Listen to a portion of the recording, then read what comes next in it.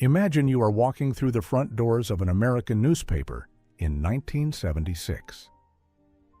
The building is old, stone facade, the paper's name carved above the entrance in letters that have been there since your grandfather's time. You push through the heavy glass door and the lobby smells like ink and floor wax and decades of cigarette smoke pressed into every surface. There is a security guard who knows every reporter by name and a rack of today's edition next to the elevator. You step inside, press the button for the third floor, and when the doors open, you step into a world that no longer exists. The sound hits you first. Dozens of typewriters clacking at once, mechanical keys hammering paper through ribbon in a constant percussive rhythm, interrupted every few seconds by the ding of a carriage return bell and the rasp of the lever being thrown back. Phones ringing on every desk, not electronic chirps, but actual bells inside heavy rotary handsets, multiple lines, going at once, nobody answering half of them. In a corner, a wire service teletype machine chatters without pause, printing out news from every corner of the world on a continuous roll of paper that spills onto the floor in long, curling ribbons.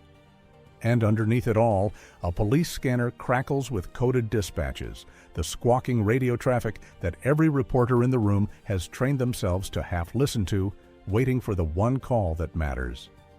The newsroom is an open floor plan, no cubicles, no partitions, just rows of battered wooden desks, crammed together close enough that you can reach over and steal your neighbor's coffee. Every surface is covered. Typewriters, stacks of copy paper in triplicate, spiral notebooks, wire service printouts, half-eaten sandwiches, and ashtrays. The ashtrays are everywhere, and they are all overflowing, because everyone in this room smokes. Everyone? The air is a permanent blue-gray haze that hangs between the fluorescent lights and the industrial carpet, softening the edges of everything, turning the far side of the room into an impressionist painting. It smells like cigarettes and newsprint and strong black coffee that has been on the burner since 6 in the morning. At the center of the room sits the city desk, the nerve center. Behind it, a man in his 50s with his sleeves rolled to the elbow and his tie pulled loose, a cigarette behind one ear and a phone cradled against his shoulder. This is the city editor. He is the most important person in this building after the publisher and possibly before. He decides what this city will know about itself tomorrow morning.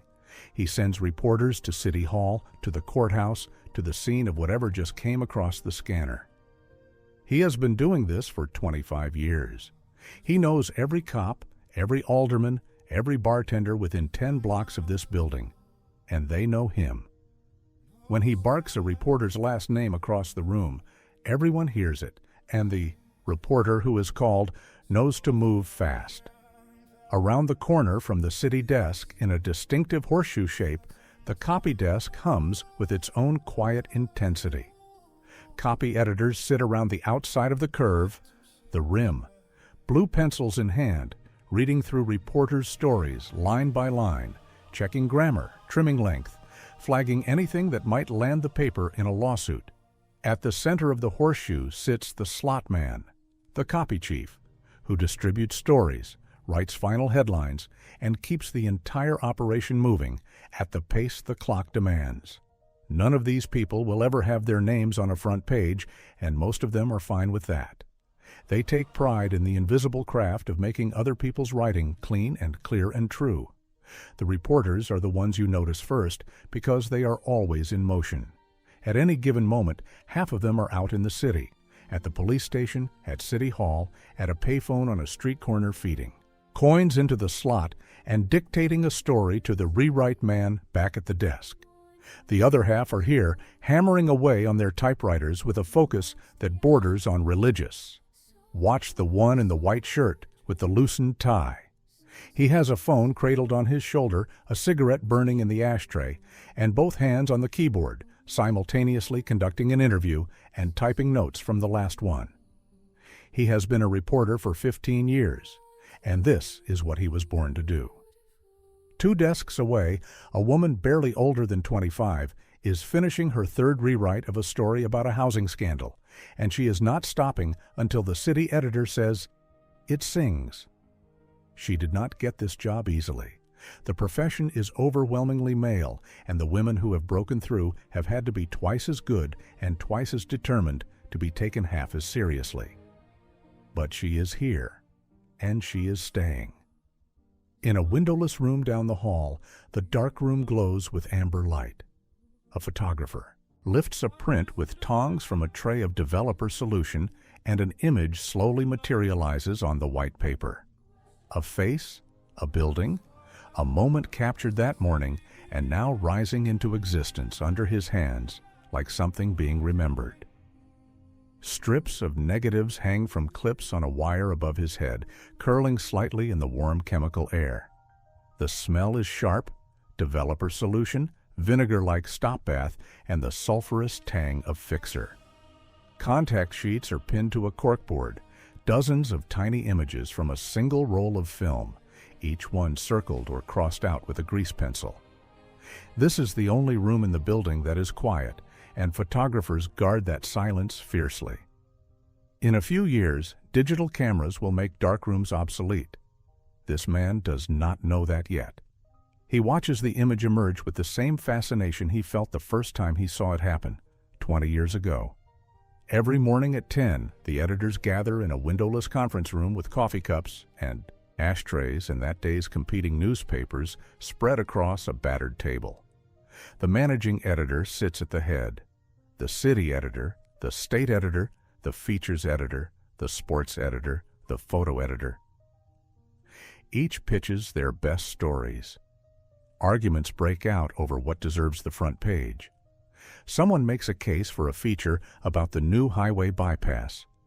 The city editor pushes a corruption story he has been building for weeks. The managing editor listens, decides, and the day's machinery begins to turn. By afternoon, reporters are in the field. By evening, stories are flowing to the copy desk.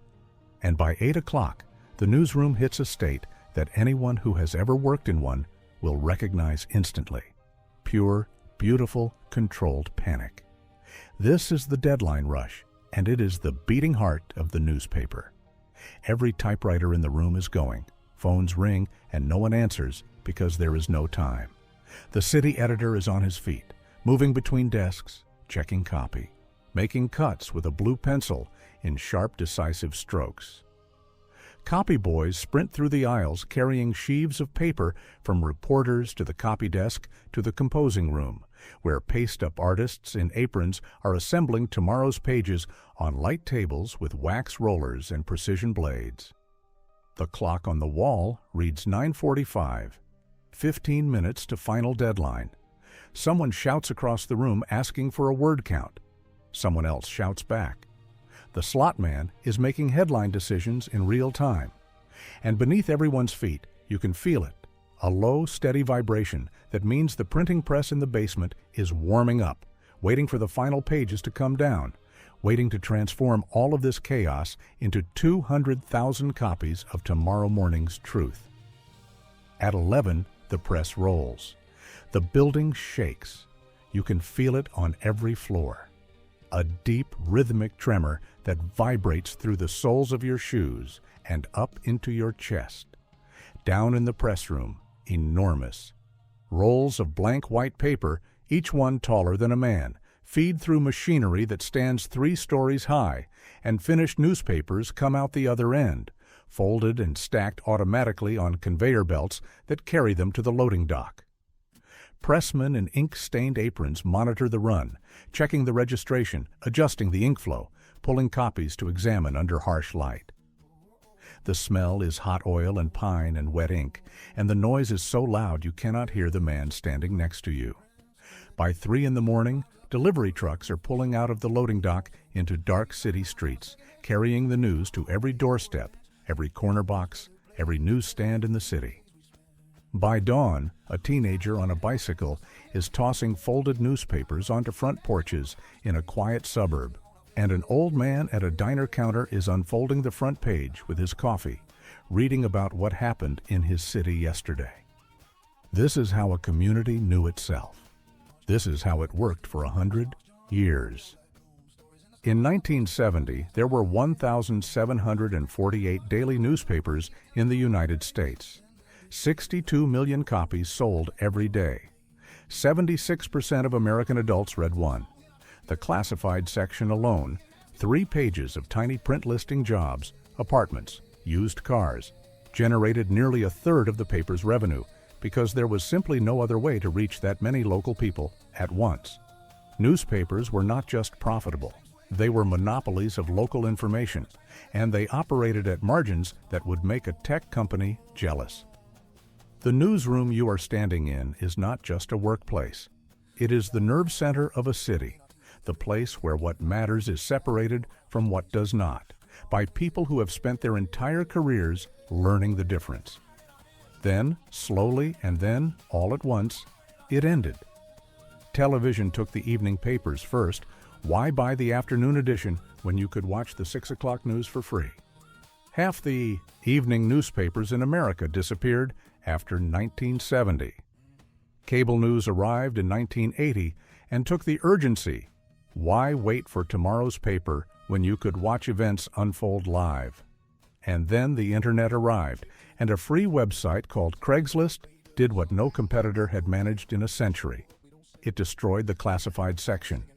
Almost $20 billion in classified advertising at its peak, down to less than $5 billion in just over a decade. Newsrooms that once employed hundreds of reporters cut to dozens, then to a handful. Entire beats disappeared. The City Hall reporter, the courthouse reporter, the school board reporter. 2 newspapers closed every week between 2019 and 2022. Today, 70 million Americans live in places with no local newspaper at all. Counties where no one covers the city council, the school board, the police. The newsroom that felt so permanent, so essential, so impossible to imagine the world without. It turned out to be as fragile as the paper it was printed on. But walk through it one more time while it still exists. Stand in the doorway and listen to the typewriters. Watch the copy boy sprint past with tomorrow's front page in his hands. Smell the cigarette smoke and the ink and the coffee. Watch the city editor bark an order that sends a reporter running for the door. Feel the press rumble through the floor beneath your feet. This was how Americans made sense of their cities for a century, not through algorithms or feeds or notifications, but through human hands, human judgment, human stubbornness, and an industry-wide addiction to black coffee and tight deadlines. It was imperfect, it was biased, it was loud and smoky, and sometimes wrong. But it was there. Every morning, it was there. And now that it is gone, nothing has replaced it.